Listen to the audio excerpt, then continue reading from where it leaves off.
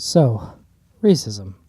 I hate it, you hopefully hate it, but it happens. It's a horrible stain on this beautiful planet, and I think it's fair to say a good amount of people are at least aware of the indisputable fact that racism in any form is unwelcome on all accounts.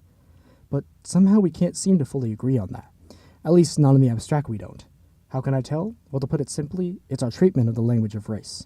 More specifically, our differing treatments of racial slurs. Want an example? Think about the N word for a second. No, not the word itself, the term N word. Why is it the N word? You don't hear people say the J word or K word or even S word, do you? Could you even hear the words I'm referring to in your head at all? Not as easy to tap into as the N word, right?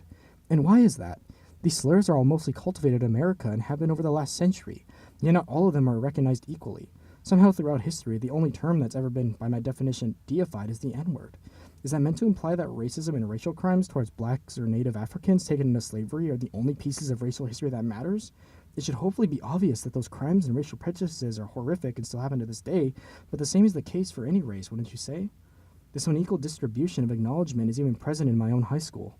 At the 2018 graduation, my principal celebrated the fact that any texts with the N-word were removed from the school as a result of efforts from the Black Student Union. And during my AP US history class that year, my teacher even apologized for showing documents with the term and promising to remove it from the curriculum following complaints.